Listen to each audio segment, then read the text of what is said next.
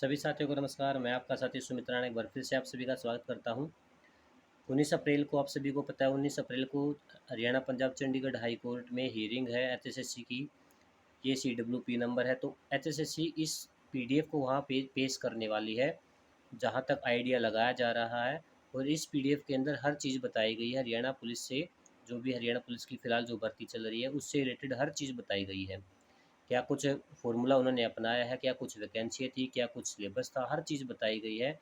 हरियाणा जी के क्यों नहीं आई उनके हिसाब से वो भी मैं बता देता हूँ, उनके हिसाब से क्या कुछ सिलेबस था।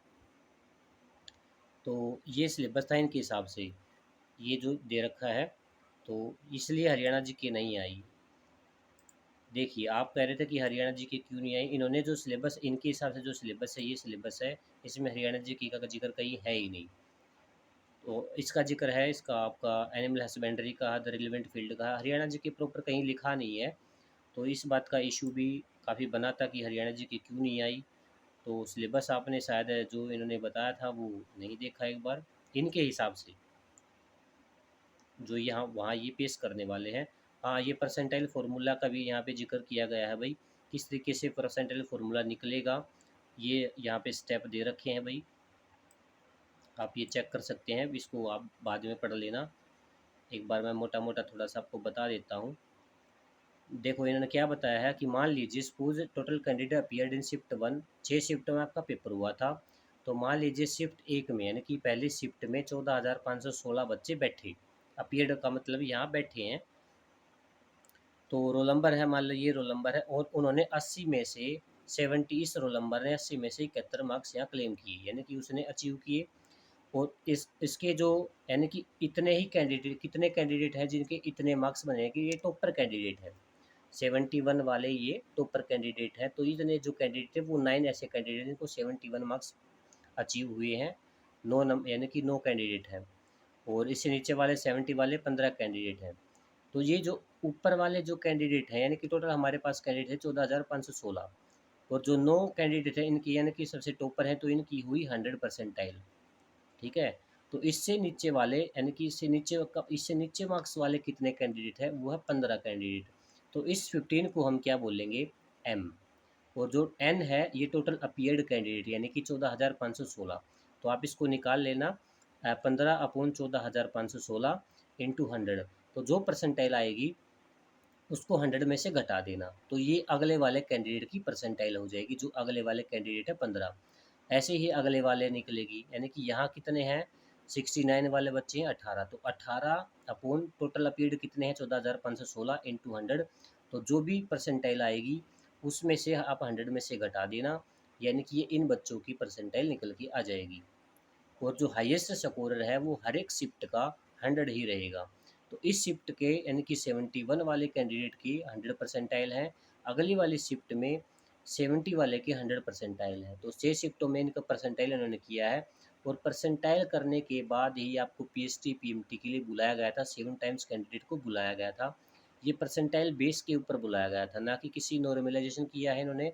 सिर्फ पहले परसेंटाइल किया, 6 शिफ्टों का अलग अलग शिफ्ट का परसेंटाइल किया, उनके बाद उनको शॉर्ट लिस्टेड किया गया, यानी कि उनको डिक्रीजिंग ऑर्डर में लगाया गया।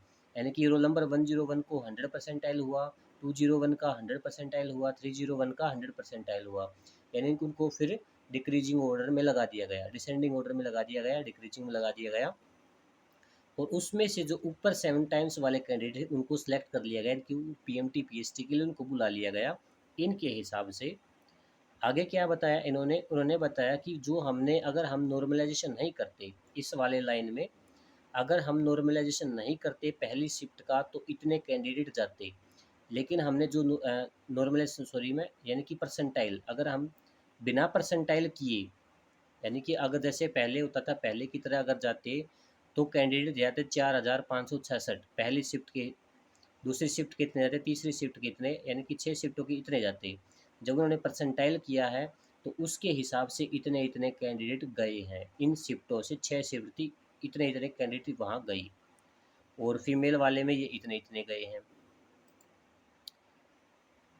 और यहाँ इन्होंने क्या बोला है, it is clear that if normalisation had not been adopted and the candidate had been shortlisted only in the basis of marks.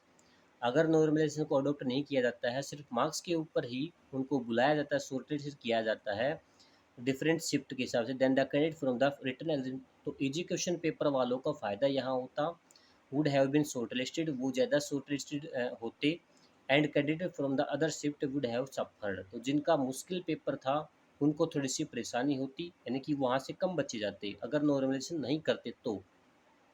इन्होंने ये यहाँ बताया है। उसके बाद यानी कि सब आप पढ़ लेना बाद में, मतलब ये कहना क्या चाह रहे हैं, इनके हिसाब से जो इन्होंने परसेंटाइल लगाया है वो ठीक है, जो यहाँ ये बताने वाले हैं। और इसके बाद एक फार्मूला ये और भी लेके आए हैं, इक्वी परसेंटाइल मेथड।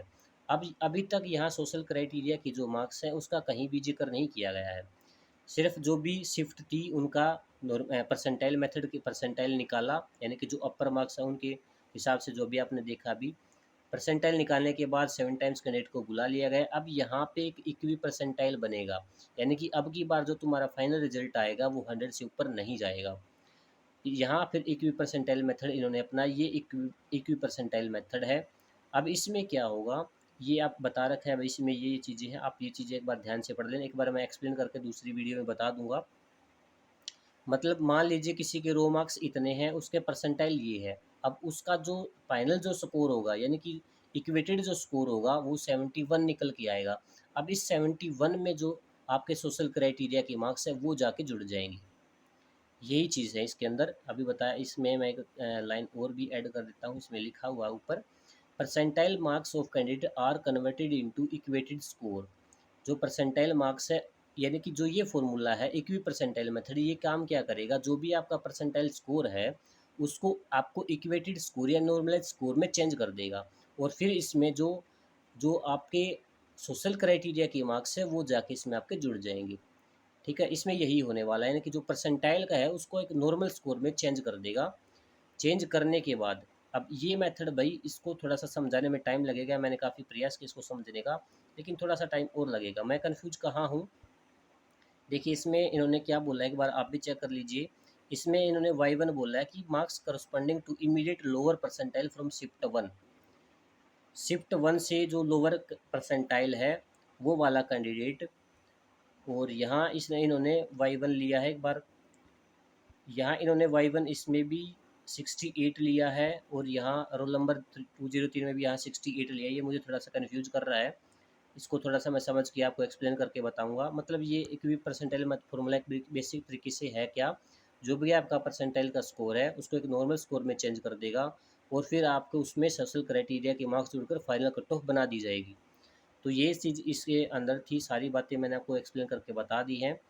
और जो भी आपका कोई भी आपका कमेंट है, आपको जो चीज़ समझ में नहीं आई कि परसेंटाइल मेथड को छोड़ के, क्योंकि अब ये मैं पूरी तरीके से मुझे भी समझ में नहीं आया है।